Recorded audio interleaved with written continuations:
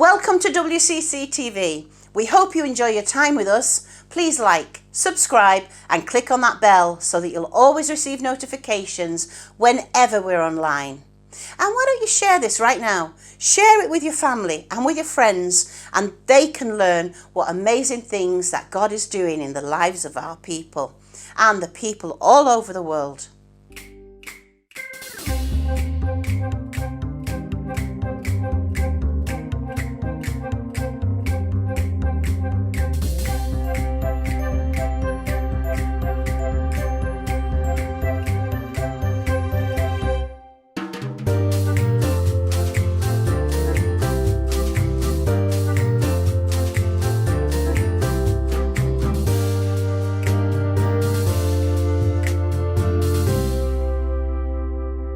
When you see athletes compete on TV, which ones remind you of yourself? Do you see your own reflection in the team-lifting leadership of Peyton Manning? Or what about the youthful exuberance of swimming phenom Missy Franklin? The unwavering confidence of Muhammad Ali, or the remarkable consistency of Cal Ripken Jr.? For me, it was a fellow you probably never heard of. It was the 1999 British Open in Carnoustie, Scotland. There was this Frenchman, Jean van de Velde. He had a 7-stroke lead with 1 hole to go. He was 6 strokes and 480 yards away from a major championship, a wad of cash, and a place in history. All he needed to do was score a 6 on a par 4. To be honest, I think I could shoot a 6 on a par 4. Maybe even my mother could. And this guy's a pro. He could shoot a 6 with a waffle iron and a banana. It's practically a given, so tell the trophy engraver to practice his V's because he's going to need to be writing 2 big ones with the name Jean van de Velde. Granted, this hole wasn't easy. It was bisected 3 times by what the Scottish call a wee burn. We would call it a marshy creek, but no sweat. Hit 3 short shots, putt 3 times if you have to, just take a 6, win the hole, smile for the cameras, and as far as the wee burn goes, well, it's a wee deep, so don't flirt with it. Oh, but the French, they love to flirt.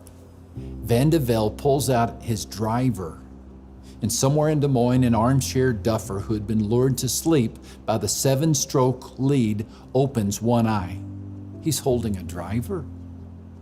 Van de Velde's caddy was a 30-year-old Parisian named Christopher with untidy English, a paintbrush on his chin, and bleached hair under his hat. I think Van de Velde and we want too much show, Christopher later confessed. Van de Velde pushes his drive halfway to the Eiffel Tower. Now he has 240 yards to the green with nothing but deep grass and heartache in between. Surely he will hit a short shot back in the fairway. Logic says, don't go for the green. Golf 101 says, don't go for the green. Every Scot in the gallery says, aye, laddie, don't go for the green. Van de Velde says, I'm going for the green. He pulls out a 2-iron, and the armchair golfer in Des Moines opens the other eye. A 2-iron? Maybe if you're teed up on the beach trying to hit into the Caribbean. The spectators are silent, and most out of respect, but a few in prayer. Van de Velde's 2-iron becomes a 4-iron. Whack, clang, plop. The ball caroms off the bleachers and disappears into marsh tall enough to hide a lawn gnome. Now in golf, the term lie refers to how your ball is sitting in the grass. A bad lie is difficult to hit. In Van de Velde's case, his lie would have made Pinocchio's nose grow. The next shot lands in the water, and the next in the sand. Tally the damage, and you've got 4 strokes plus a penalty. He's lying 5 and not even on the green. So much for winning the hole. By now, he's praying for a 7 and a tie. To the great relief of the civilized world, Van de Velde makes the 7. You've got to wonder if he ever recovered from the wee burn. He lost the playoff, but not to a fellow golfer. he lost the game to his greatest opponent, himself. Golf, like nylon running shorts, reveals a lot about a person. What the 18th hole revealed about Van de Velde reminds me of me. I've done the same thing, the same blasted thing. All he needed was a 5-iron, but he had to go and pull out the driver. Or, in my case, all I needed to do was apologize, but I had to argue. All I needed to do was listen, but I had to open my big mouth. All I needed to do was be patient, but I had to take control. All I had to do was give it to God, but I tried to fix it myself. Why don't I leave the driver in the bag? I know how Christopher the caddy would answer. I think Van de Velde and I, and Max, we want too much show, too much stubbornness, too much independence, too much self-reliance. I don't need advice, whack. I can handle this myself, clang. I don't need God telling me what I should do, plop. Are Jean and I the only ones to make an anthem out of Sinatra's song, I Did It My Way? Are we the only two dragging around the cast iron chest of self-reliance? I don't think so. It's a curious thing that we somehow think our way is better because God knows a whole lot more about life than we do. And we should be glad about that. But are we? I mean, let's be honest. Are we glad if He says no to what we want and yes to what we need? Not always. If we ask for a new marriage and He says honor the one you've got, we aren't happy. If He asks for healing and He says learn through the pain, we aren't happy. When God doesn't do what we want, it's not easy. It never has been, never will be. But faith is the conviction that God knows more than we do about this life and that He will get us through. We need to trust that God is in control. We need to have faith that it is not over until He says so. We need to believe that life's mishaps and tragedies are not a reason to bail out. They are simply a reason to sit tight. But no, we humans want to do things our way. Forget the easy way, forget the common way, forget the best way, forget God's way. We want to do things our way. And according to the Bible in Isaiah 53:6, that's precisely our problem. We all have wandered away like sheep. Each of us has gone his own way. As much as we may not like the sound of it, perhaps if we took an honest look at our daily performances, rather than being reminded of the likes of Peyton Manning or Muhammad Ali, we might see ourselves the way God does, as sheep. We may not start life with a lot of baggage, but the older we get, the more we seem to pick up along the way. Of course, not everyone carries such a heavy load. In the Bible, we see that some of these light travelers were the people Jesus enjoyed the most. They weren't encumbered by political pursuits or theological debates or high taxes. For them, life was simpler. Trust came easy.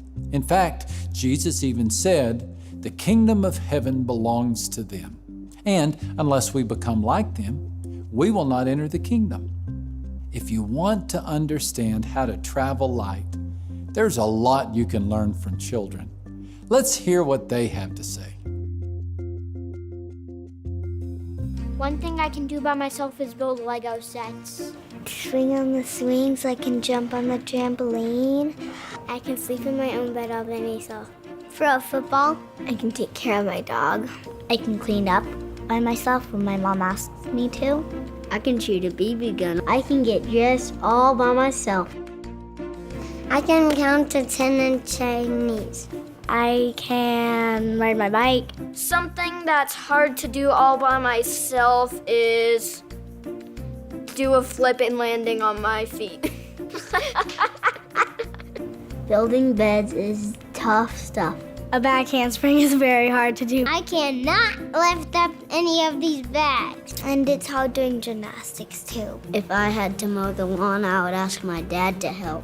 I think I may need to ask for help every day, like maybe 2 or 3 times a day. That's a lot. No, I don't really like asking for help. Sometimes I like asking for help, and sometimes I don't. When I need help, I ask my siblings to help. My mom helps me tie my shoe. My mom, my dad, and a teacher. My mom is the best person I know for solving problems. Dad's the best at solving problems. Mom, Dad, and sometimes Jesus. My dad can help this much, but God can help this much. God is definitely better than me solving problems. God is the best at solving problems. God can help you with whatever problem you have. When something is going to be really hard and I know it, I ask him for help and he'll help me. God helps me solve my problems. If I had a problem, I would say, God, I need your help. May you please help me? I need help. I would probably go somewhere private and I would say, Lord, please help me to do this. He says, I can help you get through it. I'll help you. You can trust me. I will help you go through this.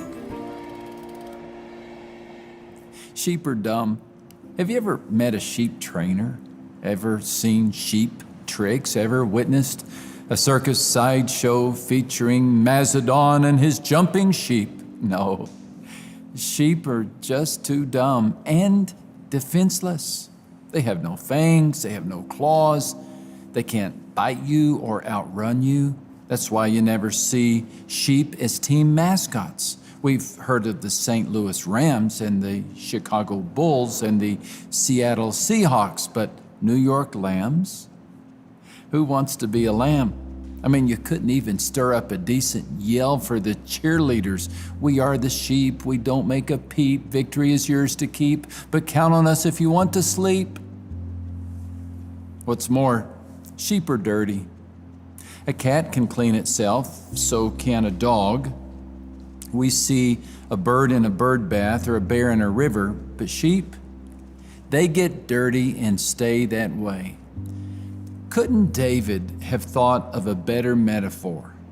Surely he could have. After all, he outran Saul, outgunned Goliath. Why didn't he choose something other than sheep? How about, the Lord is my commander-in-chief and I am his warrior? There, we like that better. A warrior gets a uniform and a weapon, maybe even a medal. Or, the Lord is my inspiration and I am his singer.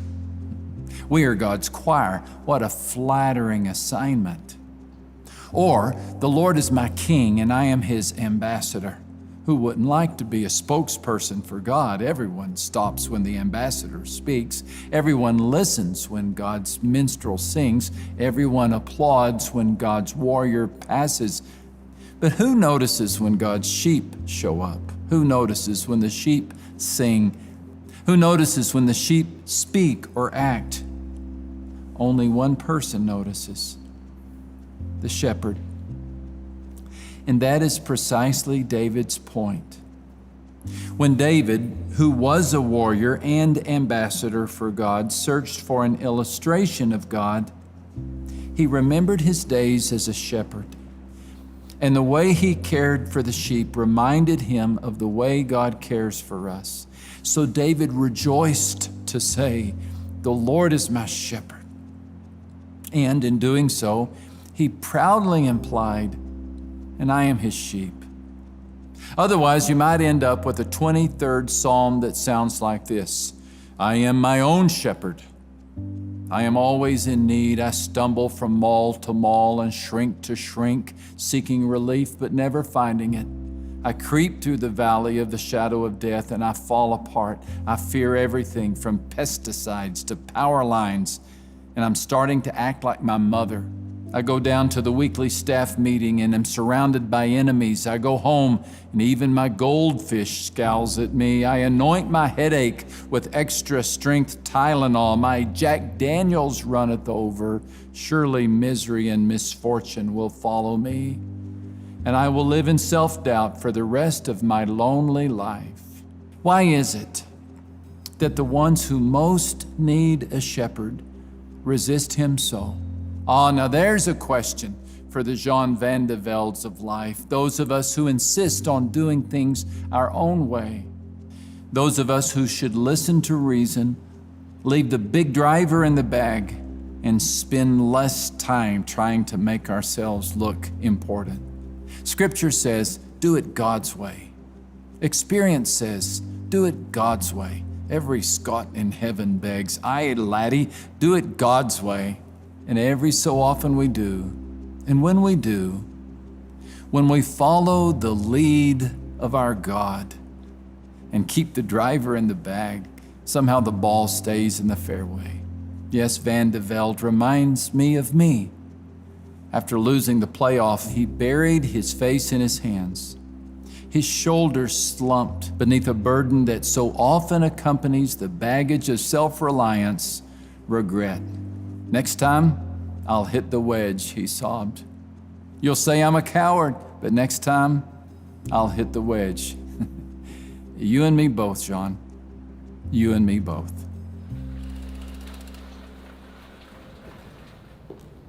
From the time we got married to the time she passed away was 2 years and 14 days.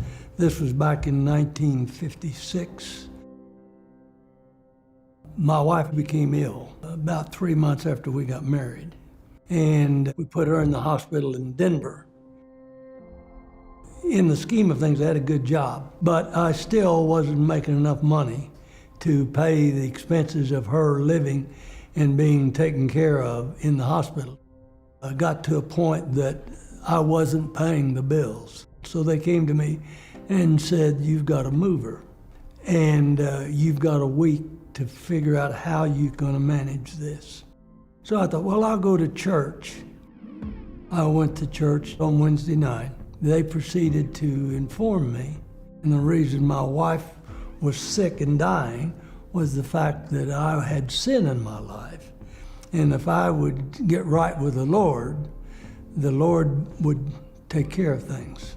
I listened and finally got to the point that I said, if Christ is the kind of Christ that you're saying he is, and if he's the kind of Christ that I haven't been able to depend on, then I'm gonna have to do it for myself. He's not interested in me, so I'm gonna go out and do it on my own, and you all go straight to hell. Once my wife died and I buried her, I had to borrow $100. I didn't have any money in my pocket. And I vowed I would never, ever, ever again be broke. I vowed I would never, ever, ever ask anybody to give me or loan me or do anything for me. So I set out to make money. I made my first $1 million when I was 37 years old. I was doing it on my own, and I didn't need anybody else. Well, fast forwarding over 20-some years, I got in the oil business. We started drilling our 5th well. I got a call about 2 o'clock in the morning saying, you better get out of here, we got a problem. You got a gas well blowing out of control and blowing holes in the ground big enough to put your car in. It was on Sunday morning. They made me park about a half a mile from the well, pulled up on a little knoll and looked out, and you could see the gas mist coming out of the well. And as I looked out, the rainbow went across that mist and made a perfect cross. I knew God was up there. I knew that he really wasn't interested in me. And I knew that I'd never heard a word from God. But somewhere in the back of my mind, there was an audible voice saying, okay, hotshot, what are you gonna do about this? If you can handle it all on your own, what are you gonna do about this? We had every law enforcement agency that you could think of out there. We had federal government, state government, local government, county government. They lined them up just so I'd have to pay the bill. We had to evacuate 4 square miles of population and put them up in the hotel. Every day, just burning money. It cost a little over $25 million in about 60 days. We opened ourselves up to all kinds of litigation, lawsuits, damages. Money was just flying out the window, and there wasn't anything you could do about that. I wasn't as smart as I thought I was. I wasn't as talented as I thought I was. Unbelievable, uncontrollable set of circumstances. God used that to say, I am here, and I am bigger than you, and you need me. And that's when I said, God, I'm just tired of fighting. You know, if you're up there, I'm tired of fighting you. You know, I give up.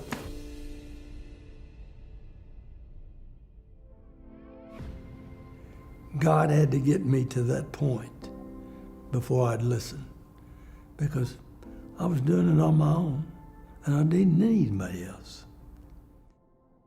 You look back and say, it could have been so much worse than it was, but it was a point that God had to get me to say, I give up, I can't do it. Just being willing to say yes. I still have to be careful that I don't say, God, I gave it to you 15 minutes ago, you haven't solved it, give it back. I still am self-reliant, but I'm self-reliant from the standpoint of knowing that I have to present it to God. If it can be done, then I can do it.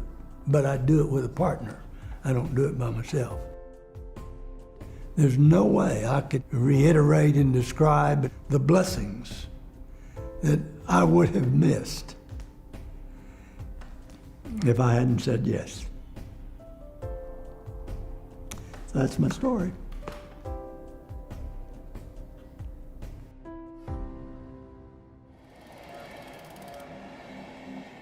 My way or the highway? We've all heard it said, or maybe you've been saying it. But today I encourage you, take the highway, or better yet, His way. Self-reliance is a deceptively heavy burden, heavy enough to bring even the strongest to their knees. Thankfully, we have a good shepherd who knows what path is best for us, His way, where He leads us to green pastures and still waters on right paths to a land of plenty. When our vision is blurry, He sees clearly. When our feet stumble, He is sure-footed. When we get lost, He leads the way. God, Yahweh, the Good Shepherd, is worthy of our trust, and He invites you to lighten your load. So what are you waiting for? Lay down your sleepless nights, your panic-induced headaches, your anxiety, your worry, every burden you thought you could carry on your own. Let's start traveling light.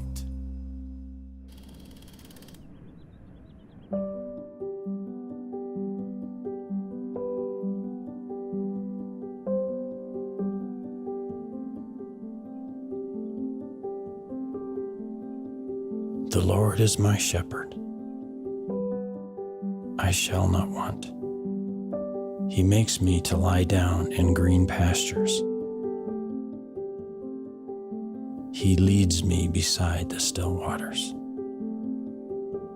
He restores my soul. He leads me in the paths of righteousness for His name's sake.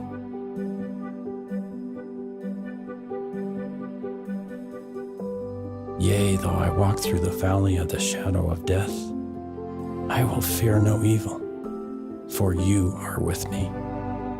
Your rod and your staff, they comfort me. You prepare a table before me in the presence of my enemies. You anoint my head with oil. My cup runs over. Surely goodness and mercy shall follow me all the days of my life, and I will dwell in the house of the Lord forever.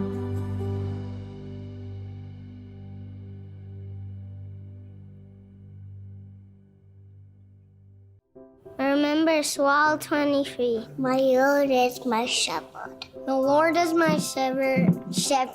I shall want no one. He makes me lie down in green pastures. He leads me beside the still waters. He restores my soul. He leads me in paths of righteousness through. He leads me in paths. He leads me in paths of righteousness for his name's sake. Finally! There we go. Nailed it. Yea, though I walk through the valley of the shadow and death. Yea, though I walk through the shadow. Don't walk through shadows. I will fear no evil, for you are with me. Your rod and your staff comfort me. You prepare a table before me in the presence of my enemies. You anoint my head with oil. My cup runs over. My cup falls over. Surely goodness and mercy will follow me all the days of my life. I will dwell in the Lord of the house of forever. Can we just move on? Want. What a curious piece of luggage. If you're carrying this heavy, bottomless bag, I hope you'll soon lay it down. Remember the words of the 23rd Psalm. The Lord is my shepherd, I shall not want.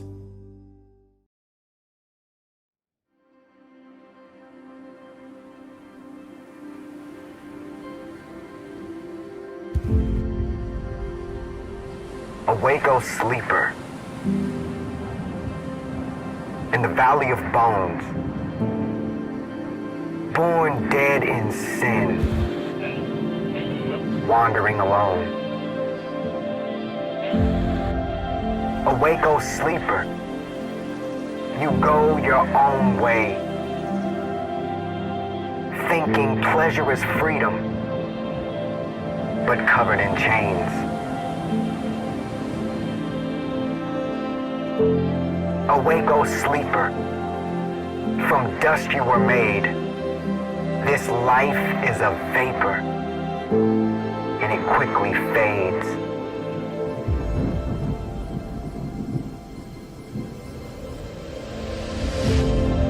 Awake, O sleeper, you try to live right, but darkness prevails, overcomes all your might.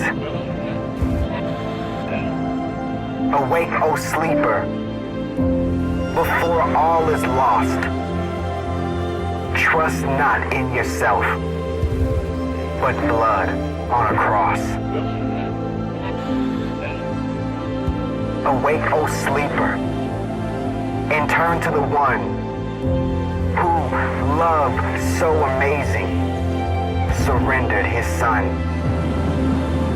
Awake, O sleeper, in the valley of bones, rescued from sin, no longer alone.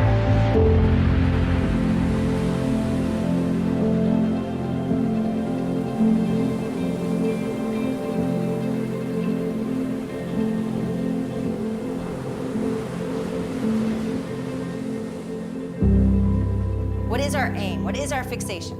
First, we've got to realize what it is that we love more than God. What is the thing we're chasing? But our spirals don't have to keep spiraling down. We can actually flip them around, and they can start to go upward.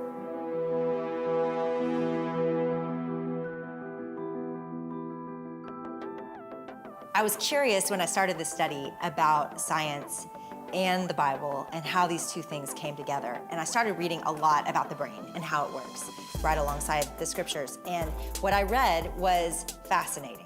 One of the doctors that I read was named Dan Siegel, and he was a professor of psychiatry. And he wrote something that surprised me, but it is so hopeful.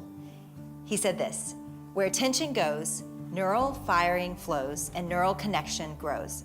And patterns that you thought were fixed actually are things that with mental effort can be changed.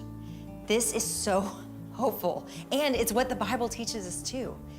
In other words, we can change our brains, and what we think about, it's probably what we're becoming. What we fixate on is going to turn into who we are and who we become. So I have to ask, what is it that you fixate on? You probably know your fixation. It's something that you constantly think about.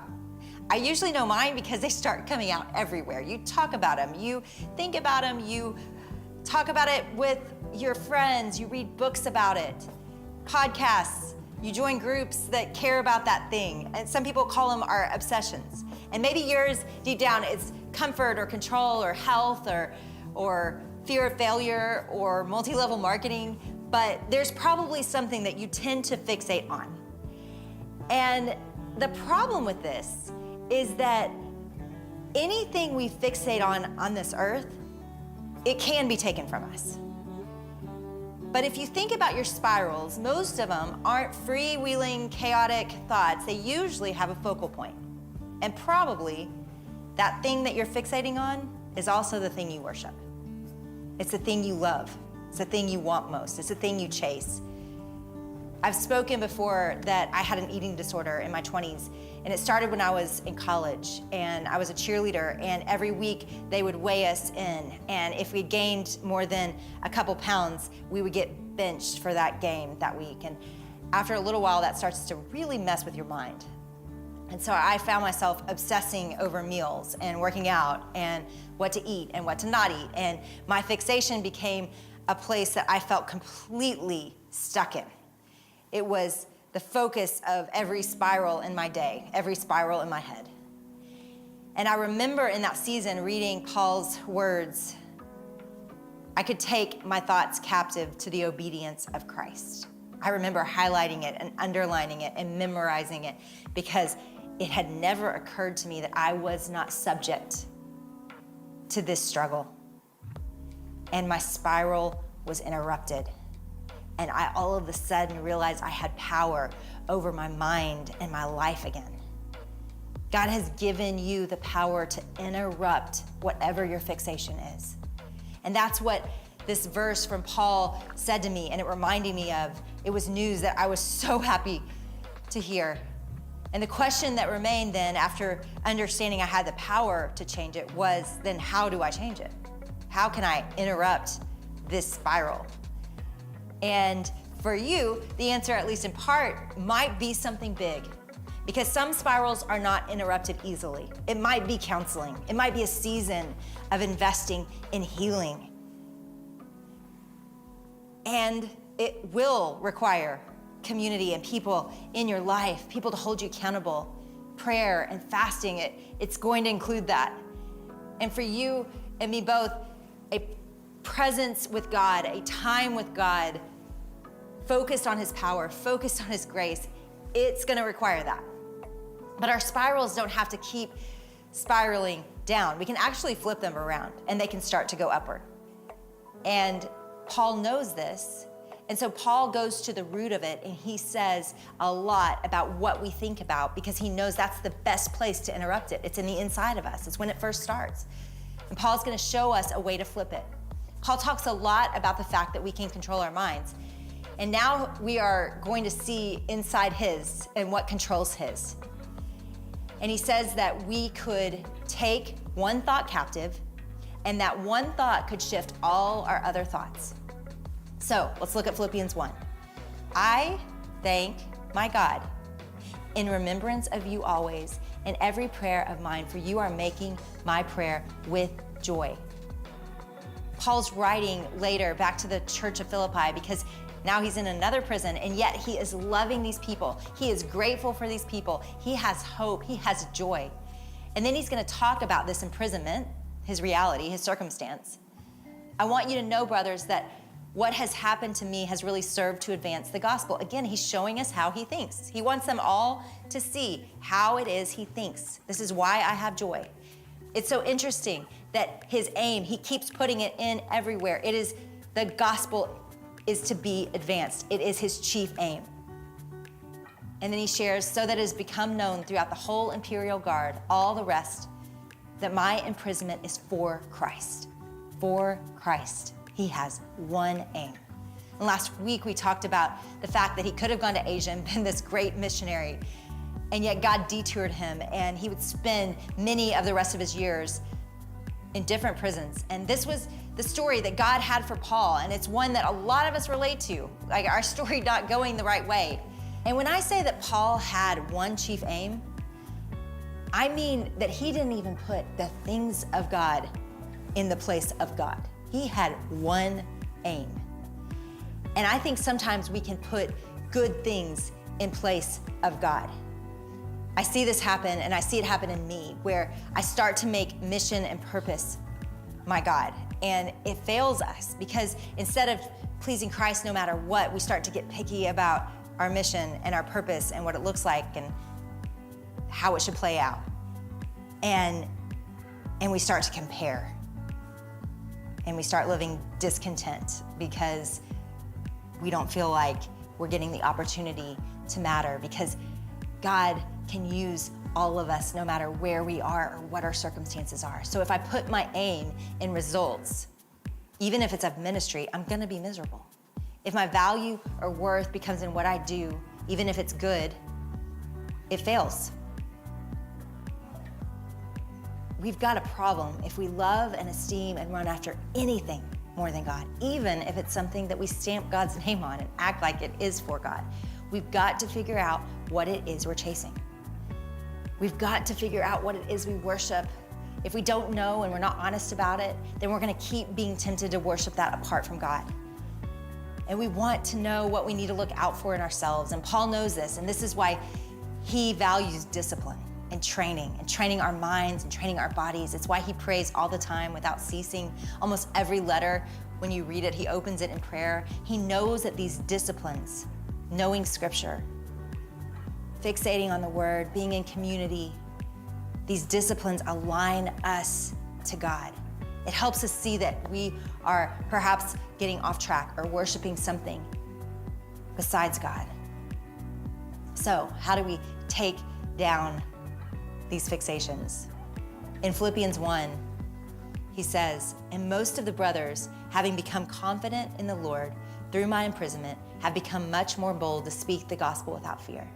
Some indeed preach Christ from envy and rivalry, but others from goodwill. The latter do it out of love, knowing that I am put here for the defense of the gospel. The former proclaim Christ out of selfish ambition, not sincerely, but thinking to afflict me in my imprisonment. He's saying, I don't care who preaches it. I don't care if it's with rivalry or jealousy, if they're happy I'm in prison. I don't care. It's horrible and mean, but I don't care, because all I care about, my chief aim, is that the gospel is preached. Actually, go use them more. Make them more successful.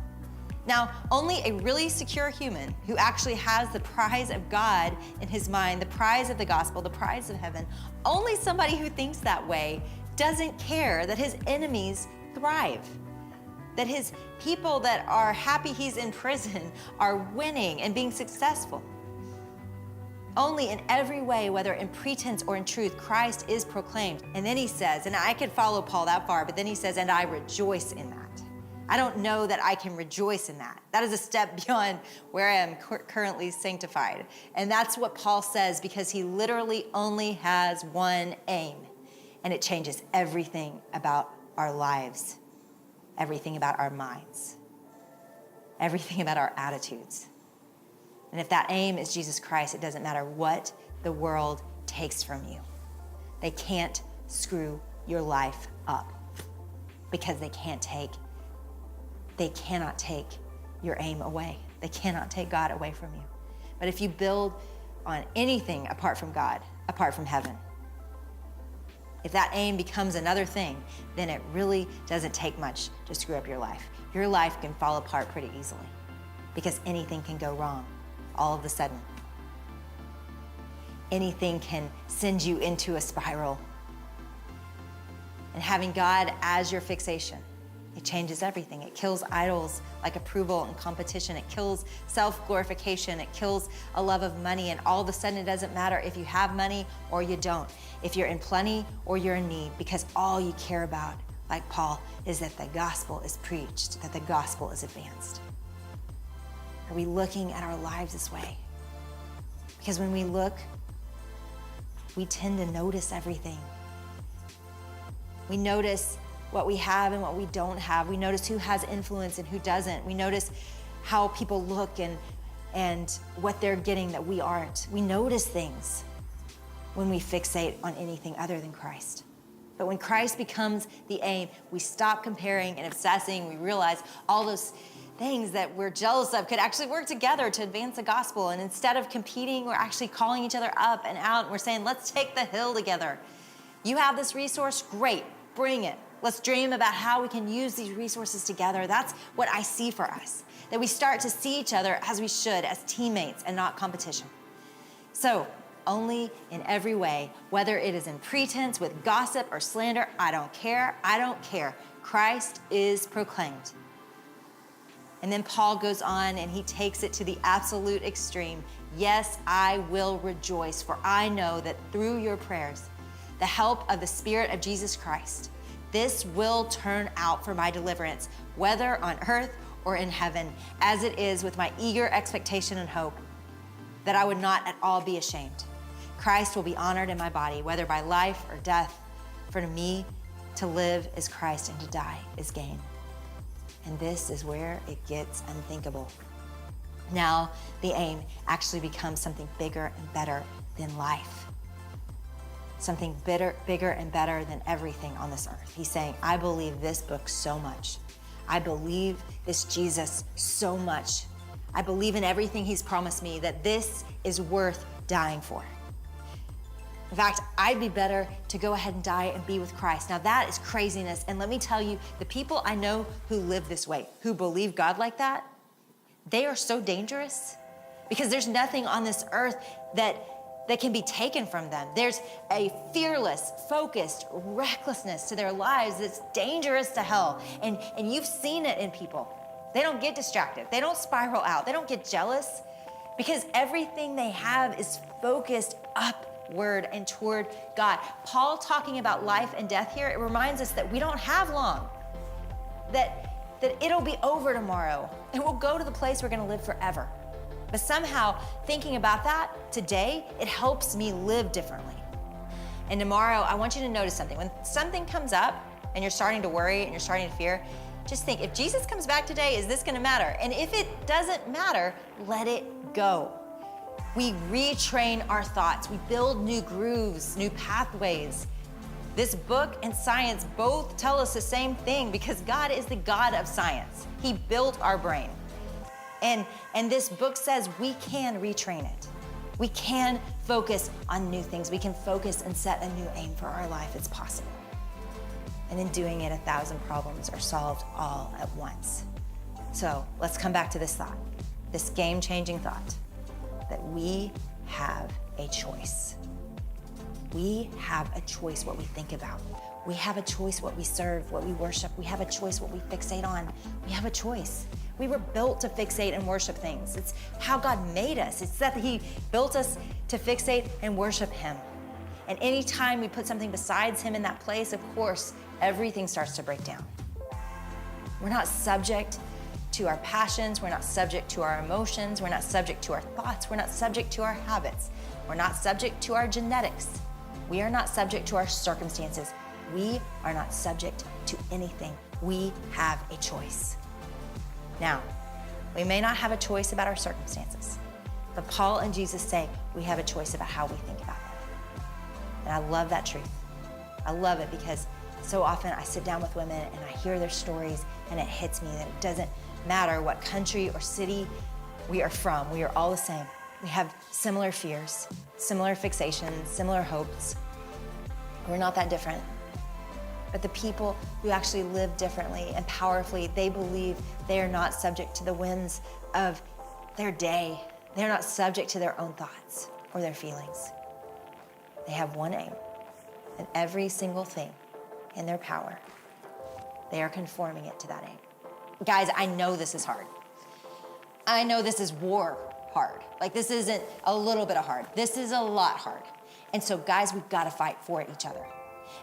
And we have to fight this and take it seriously. We have to hate the things we love more than God.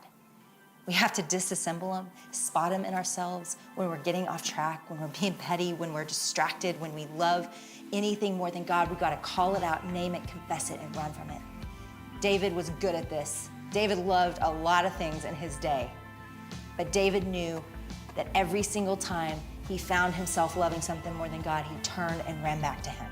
And that's what we do again and again and again. We run back to God, and that's how our minds change.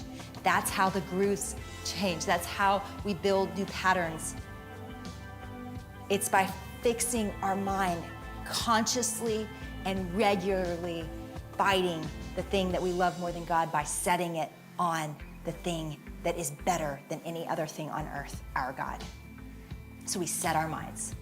We set our minds on the best thing that ever happened to us, the best thing that has ever been, that ever will be. We set our minds on the love of God, the compassion of God, the character of God. We set our minds by studying this book and knowing it inside and out. We set our minds. It's not easy. It's not. But it's possible. And it is the greatest, most fulfilling way to live.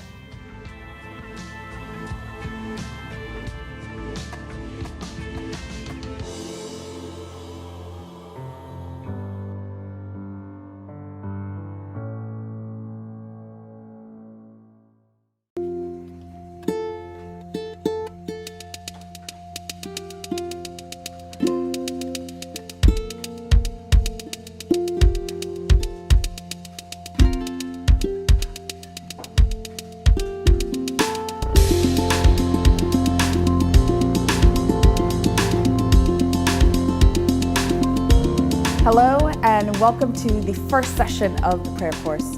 My name is Poppy Williams. I'm originally from Cleveland, Ohio, but these days I live and work on the Spanish island of Ibiza. I'm here today with my friend Pete Greig. Pete's a pastor in England who kickstarted a worldwide prayer movement all the way back in 1999, and it's still going strong today. He's written a whole bunch of books about prayer, including this one, How to Pray, a simple guide for normal people, which really links into what we're going to be talking about during this course. All in all, he couldn't be better qualified to teach us about prayer.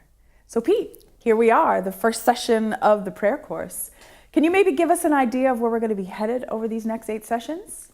Yeah, it's exciting, isn't it? I feel like we're at the start of a real adventure, because there's nothing more exciting than really connecting and communicating with the living God. Yeah. With my wife, Sammy, if you heard that we don't spend time together and I don't listen to her and we don't talk to each other, you might question the quality of our marriage, even though we have a marriage certificate. And I think in the same way, in your relationship with God, it's not enough just to have like baptismal certificates or all the kind of right stuff. It really is about prayer. It's about your relationship with him through communication. So this is the heart of everything. So then basically the goal of this course is to help people grow in that relationship with God. Yeah, exactly. By the end of 8 weeks, you'll be better at hearing God's voice. You'll be experiencing more of his presence. I hope you'll have processed some of your disappointments and your struggles in prayer. And I think that you'll even be experiencing more miracles because you'll be learning how to unlock the power of prayer. I love that, like the idea of unlocking the power of prayer. Like I'm in for that. Good, I'm glad, because if I was sitting here on my own, it would be a bit weird. Yes, it would. So your book is called How to Pray, a simple guide for normal people. So is this course going to be the same? Like, is this for everybody? Yeah, it really is. And I can't guarantee everybody watching this is going to be normal, but we are going to try and keep it simple. And we're going to cover a lot of ground. I'm aware that some people watching this is going to be pretty new to Christianity, and so it is going to be accessible. And others probably have been Christians for years and years and years, but actually there's always more to learn. And the truth is that everybody prays. We all do, even people who don't call themselves Christians. I remember the first time I held our son, I prayed. And I think most people would relate to that, even non-churchgoers. The first time I saw the Northern Lights, I was just lost in wonder. Prayer was a natural response. And probably most sort of, vulnerably, when Sammy, my wife, was wheeled off down the hospital corridor to have surgery that we didn't know if she'd survive, you better believe I prayed. And when she came back alive and well, I thanked God. And it wasn't me trying to do this religious thing. It was just to be humans to pray. The word prayer in the Latin, the original, is precarious. And I think that's exactly right. We pray because life is precarious. And it's marvelous and it's wonderful. It's too big for our heads and our hearts to contain. Rabbi Abraham Heschel puts it beautifully. He says, prayer is our humble answer to the inconceivable surprise of living. I love that. Wow. I know you guys did this great little animation a few years ago that's exactly about this. It's called Why Pray? Maybe we should take a look at that. Have you ever wondered why so many people pray? Well, Albert Einstein said that there's really only two ways to live, as if nothing's a miracle or as if everything's a miracle. Either life's a fluke and we're just a bunch of highly evolved animals on a big rock lost in space, or there's a creator behind creation, a God behind goodness. And if so, then connecting with him in prayer is pretty much the most mind-blowing thing you can do. Archaeologists keep digging stuff up that shows we've always prayed. People of many faiths pray daily. Even atheists admit to praying sometimes.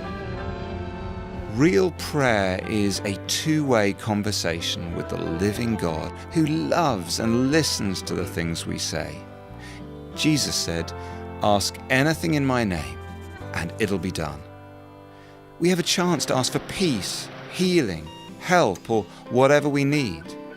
Life matters, you matter, your choices, thoughts, prayers, and actions echo in eternity. But in case you hadn't noticed, God is pretty much invisible and not always easy to hear. There are distractions, disappointments, and questions that we all share. That's why 24/7 prayer does stuff to help thousands of people in hundreds of places connect with God in new ways. People are learning to pray by just praying. And today, millions are discovering that God's real, life's a miracle, and the most powerful thing you can ever do is to pray. So on this course, we're going to be working through the Lord's Prayer. And it might make sense to take a look at that now together. This is Luke chapter 11, verses 1 to 4, where Jesus gives the Lord's Prayer. And we read verse 1. One day Jesus was praying in a certain place, and when he finished, one of his disciples said to him, "Lord, teach us to pray," just as John taught his disciples. And he said to them, "When you pray, say, Father, hallowed be your name. Your kingdom come. Give us each day our daily bread. Forgive us our sins, for we also forgive everyone who sins against us. And lead us not into temptation." The one thing that the disciples explicitly asked Jesus to help them with was prayer. Lord, teach us to pray. They didn't ever say, teach us to preach, or teach us to plant churches, or teach us to share our faith. They said, teach us to pray, because they could see that this was the key to everything about their rabbi's ministry. And they say, teach us to pray. Now, these men went on to have incredible prayer lives. They prayed over handkerchiefs and people got healed. They prayed, people raised from the dead. They even prayed for their persecutors at the point of death. So they went on to have amazing prayer lives, but it has to begin at a moment in time where they just humbly kind of say, we actually need help in this area. And that's what we're doing really at the start of the prayer course. We're just saying, Lord, teach us to pray over these 8 sessions, because we all find it difficult. I love the story of Teresa of Avila, who was like this big saint, this holy nun. And she once admitted that sometimes she shakes her hourglass to make her hour of prayer go quicker, which I can really relate to. Yes, I can relate to that as well. Because prayer is difficult, isn't it?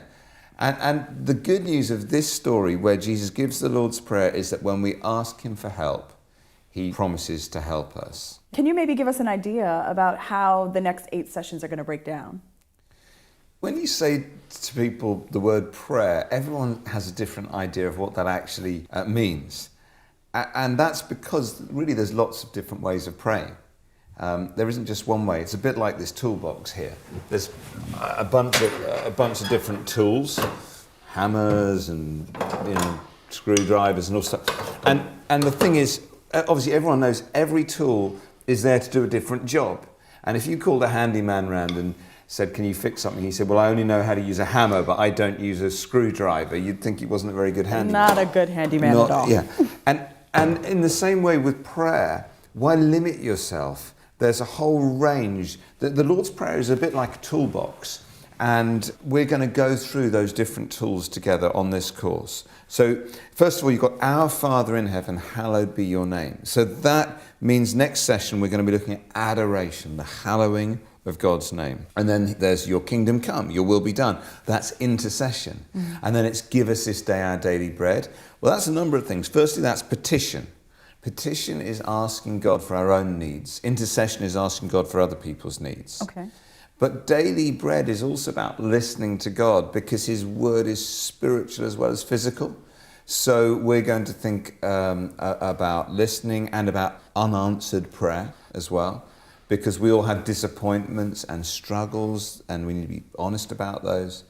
We're going to look at contemplative prayer.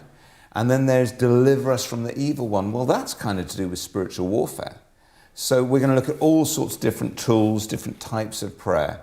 And online on the Prayer Course website, we've got a tool shed where there's just lots of practical little articles on different types of prayer, like how to keep a journal, or how to go on a pilgrimage, or how to fast.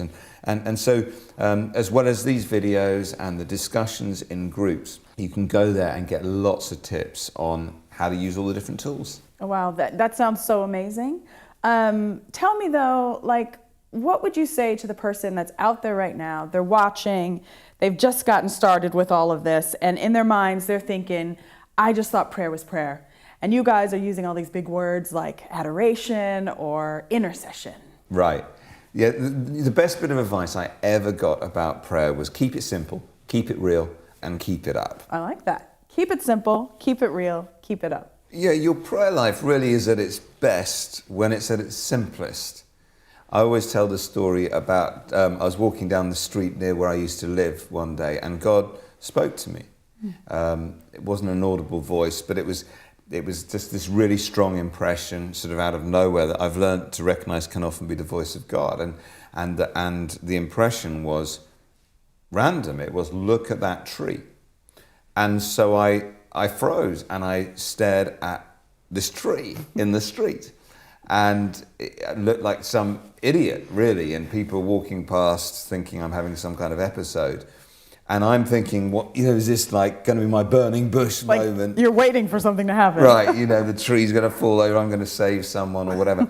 And eventually it's getting embarrassing, so I say, okay, God, what happens now? I'm looking at the tree, and I sensed that he said, I just thought it was a great tree. Good. And so I'm there going, good job on the tree, Lord.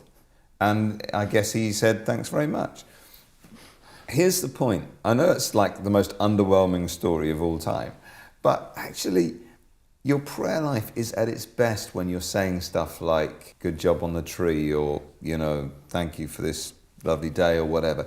Adam and Eve used to walk and talk with God in the cool of the evening every day before, this is important, before there was any sin or sickness or suffering in the world. So we have to ask, what did they talk to him about? Right. Right? Because mostly, I don't know about you, mostly what I speak to God about, if I'm not careful, is problems. It's, healing, or, confessing sin, asking God for help with problems. People I want to see saved. And actually, they must have just said to him things like, good job on the tree. And one day there will be no more sin or sickness or suffering in the world, but there'll be you and God. So what will you talk to him about? Right. So that's the thing. Our prayer lives really are at their best when we are simply walking and talking with God about the real stuff of life. So your prayer life is at its best, at its simplest. Exactly. And Jesus says that explicitly.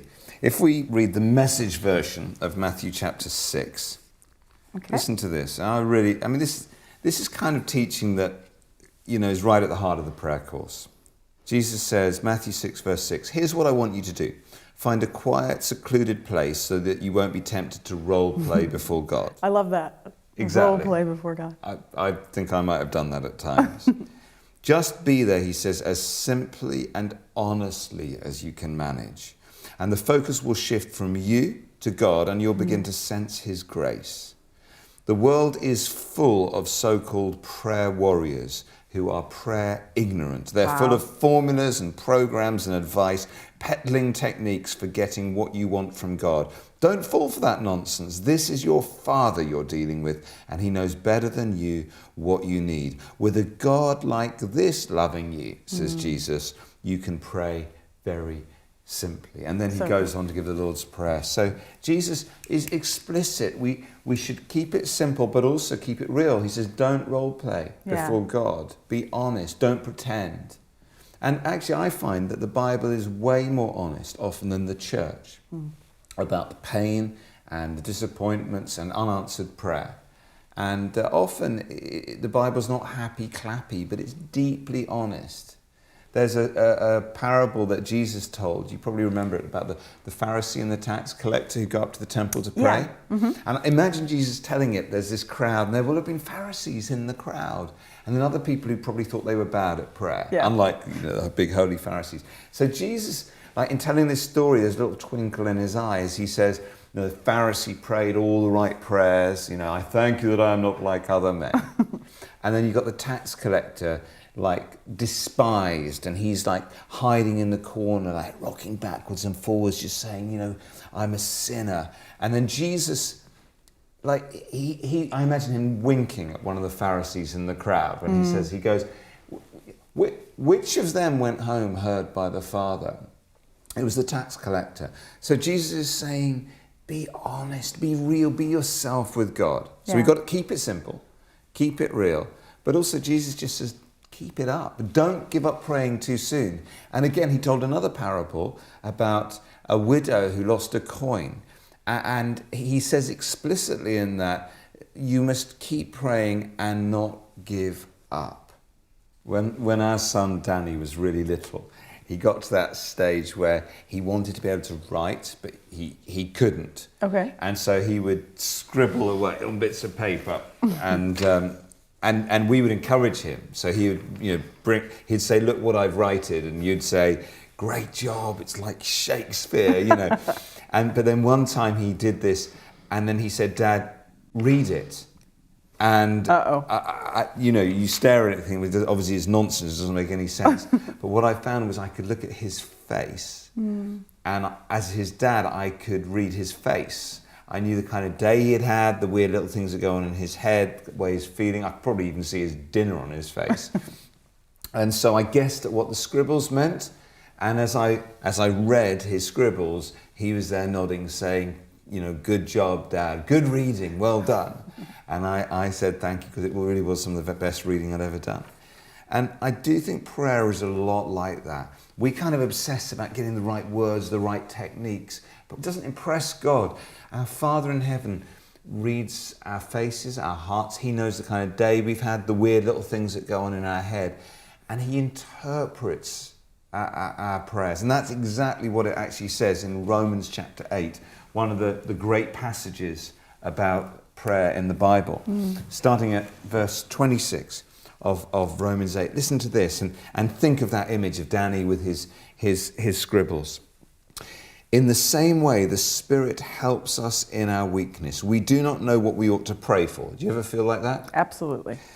We don't know what to pray for, but the Spirit himself intercedes for us with groans that words cannot express. So imagine the next time you're trying to pray, you don't know if you're getting through, you don't know if you're quite articulating what's really going on. The Holy Spirit is interceding in groans for you at that moment. And he who searches our hearts, so imagine me searching the heart of my son, your Father in heaven, he who searches our hearts knows the mind of the Spirit, because the Spirit intercedes for the saints in accordance with God's will. So that's just a beautiful description of it's not about the scribbles, it's about the heart. I love that. It's just so reassuring, right? That the Holy Spirit is doing that when we don't know what to say. He's interceding for us. So then just to kind of recap what we've talked about, you said that we just need to ask Jesus to teach us to pray. Yeah, Lord, teach us to pray. And we learned that prayer is kind of like this toolbox here. There's a lot of different types, and we're going to be learning about a whole bunch of them. Right. And then your number one piece of advice was to keep it simple, keep it real, and keep it up. Exactly. Very good. Well, why don't we pray? Let's pray. Lord Jesus, would you please teach us to pray. Thank you that we don't have to get it all right all the time, that we just need to present our hearts to the Father, just like Pete's son Danny with his drawings. Holy Spirit, there are so many times when we don't know what to say. Would you please help each one of us to grow closer to you and deeper in prayer over the coming weeks? Amen.